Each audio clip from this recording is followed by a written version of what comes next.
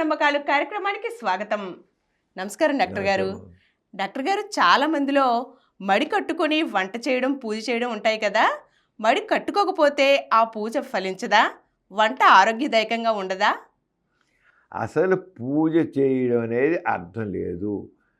పూజల్ని అసలు దానికి ఆలకించేవాడు ప్రభువు లేడు. పూజ ఎవరు చేస్తారమ్మా? ఓ దేవుడా, నేను నీకు అన్ని రకాలుగా నీకు సేవ చేస్తున్నాను, నువ్వు నాకు శుభం చేకూర్చు, నాకు అన్ని నీ దయ నా మీద చూపించు అని వేడుకోలు. పూజలు, ప్రార్థనలు ఇవన్నీ కూడా వేడుకోలు. అసలు ఈ ప్రార్థనలు కానీ పూజలను కానీ చూసేవాడు, వాడి ప్రార్థన ఆలకించేవాడు ప్రభువు లేడు. ప్రభువు లేడు, ఎవ్వడు లేడు అక్కడ.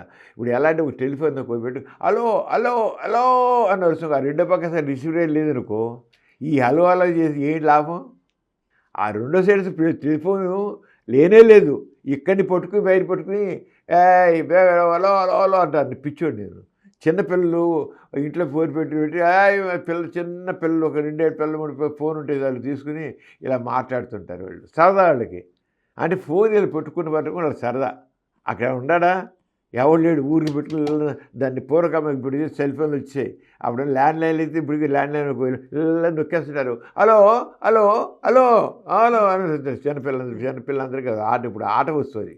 మనం తీసి పక్కన పారేసిన ఫోను ఇప్పుడు పిల్లలకి ఆట వస్తువు. కొంచెం చోట్ల ఇచ్చేసారు. ల్యాండ్లైన్ లేదు, చాలా ఇళ్ళలో ల్యాండ్లైన్ లేదు. ఏదో లెక్కల కోసం, గవర్నమెంట్ లెక్కల కోసం ఫోన్ ఉండాలి కనుక, ఏదో గ్యాస్ కోసమనో లేదా రేషన్ కార్డు కోసమనో ఇంకో దానికో కావాలంటే ఏదైనా ఆధార్ గవర్నమెంట్ ఇప్పించి కావాలి కనుక ఆథెంటిసిటీ అనేది ఆధార్ కార్డు ఫోన్ ల్యాండ్లైన్ పెట్టుకుంటున్నారు గవర్నమెంట్లో లెక్కల్లో ఉండడం కోసం. అనగా అంతే. అలాగనే ఇక్కడ కూడా మడి కట్టుకుని ప్రార్థన చెబితే ప్రార్థన విలువ లేకుండా పోతుంది, ఫలితం లేకుండా పోతుంది. మడి కట్టుకుని చేయాలి అని చేసాను. ఈ వంట చేయడం ఎంతమంది ఒక ఇలాంటి చాదస్తురాలు దొంగలు పడి వాళ్ళ కొబ్బరి చెట్టు ఉందంట. కొబ్బరి చెట్టు ఉంటే కొంచెం కింద చెప్పారు, చిన్న చెట్టు పెద్దదేం కాదు, కానీ కొబ్బరికాయలు బాగా మంచి మంచి కాయలు కాస్తున్నాయట. దొంగలు ఎత్తుకుపోతుందట. ఓడి పదేగా ఈ దొంగలు ఎత్తిపోతున్నారు. ఎంతో ఈ చెట్టు కొబ్బరి చెట్టుని ఎంతో ప్రేమతో నాటుకున్నాను, నాకు ఏదో కొబ్బరికాయలు ఇస్తుంది, నాకు ఇప్పుడు దొంగలు ఎత్తుకుపోతున్నారు అంటే మడి బట్టలు వేసుకున్నారు. ముట్టుకోరు, వాళ్ళు ముట్టుకోరు, ఇంకొచ్చి కూడా ముట్టుకోరు. మడి చీర కట్టుకుంది. మడి చీర ఉంది. ఆ ముసలమ్మ, ఆ మహాతల్లి ఆ మడి చీర తీసుకెళ్ళి ఆ కొబ్బరి చుట్టూ కట్టిందంట. అప్పుడు నేను మడి చీర కట్టాను కదా అంటే చాదసం ఎలా ఉంటుందండి. కట్టగా ఎవరు ముట్టుకోరు, నా కొబ్బరికాయ సేఫ్ అన్నమాట. రోజు 1-2 కొబ్బరికాయలు పోయేవారు. రెండో రోజు చూసేకల్లా మడి చీర లేదు, చెట్టు కాయలు మొత్తం లేకుండా పోయాట. మొత్తం మడి చీరలోనే కాయలు మొత్తం కోసి మూట కట్టు వదిలేసిపోయాడు. చాదస్తం ఎవడు అంటే మడి చీర మీద నమ్మకం అనేది మరి ఎవరు ముట్టుకోరు, దాన్ని ఎవరు ముట్టుకోరు అని అనుకోరు. కానీ దొంగడికి మడి చీర లెక్క, వాడికి ఇంకా లాభం చేయకుని పట్టుకుపోయాడు. అంచేది మడి మరి ఆపిందా? మడి చీర ఆపిందా? ఆపలేదు. ఆరగానే మడిచి ప్రార్థన చేయడం కానీ ఏం లేదు. మడిపట్టతో ఏ రంగం వంట చేయబోతే వంట సరి పండని ఆ పచ్చళ్ళు పెట్టి ఊరగాయ పచ్చళ్ళు కూడా మడిచీరు కట్టుకుని చేస్తారు.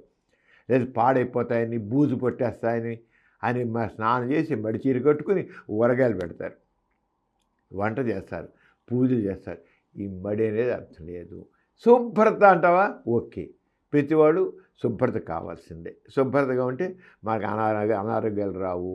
అలా వంట చేసి శుభ్రత ఇష్టం వంట లేదు సరే శుభ్రం చేతులు కానీ వండకొనకు, దాంట్లో మనం మట్టి చేతులు ముట్టుకోకు, ఆ తినే తిండి క్రిములు చేరచ్చు దాంట్లో. అది అక్కడ శుభ్రత వేరు, మడి అనేటి ఒక చాదస్తం వేరు.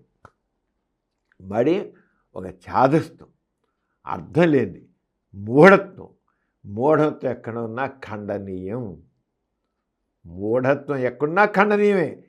ఏది చేసినా సరే సైంటిఫిక్గా ఉండాలి. శాస్త్రీయ విజ్ఞానం, శాస్త్రీయకృతం కావాలి. అంచేత మడి వల్ల ఇప్పుడు చెప్పేవి అవన్నీ అర్థం లేనిది. పూజలు అనేవి లేవు, ఏమీ లేవు. వాడు అసలు చెప్పాను దేవుడు అనేవాడు లేడు. ఈ పూజలను చూసే దేవుడు ప్రభువు లేడు. వీళ్ళ ప్రార్థనలు ఆలకించే ప్రభువు లేడు. అంచేత ఈ మడి చీరలు ఈ బతుకులు అన్నీ అర్థం లేదు. మడి బట్టల వల్ల పూజలో అలాగే వంటలో గొప్పగా జరగడం అనేది ఉండదు. అసలు పూజలు చేయడం వల్ల ఫలితం లేదు. అలాగే మన ఆరోగ్యానికి చక్కగా శుభ్రతతో వంట వండుకోవడం మంచిది, కానీ మడి కట్టుకోవడం వల్ల ఎటువంటి ఉపయోగమూ లేదు. తెలుసుకున్నారుగా?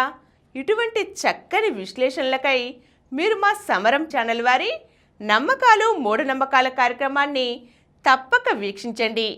మీకేమైనా అనుమానాలు వస్తే మా వాట్సాప్ నంబరుకు పంపించండి.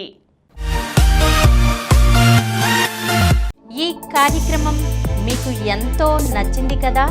ఇటువంటి మరిన్ని వీడియోల కోసం అనతి కాలంలోనే 20 కోట్లకు పైగా వ్యూస్ సాధించిన సమరం ఛానల్ సమర్పించు పాజిటివ్ ఎథియిజం తెలుగు ఛానల్కు సబ్స్క్రైబ్ చేయండి, లైక్ చేయండి, మీ ఫ్రెండ్స్కి షేర్ చేయండి.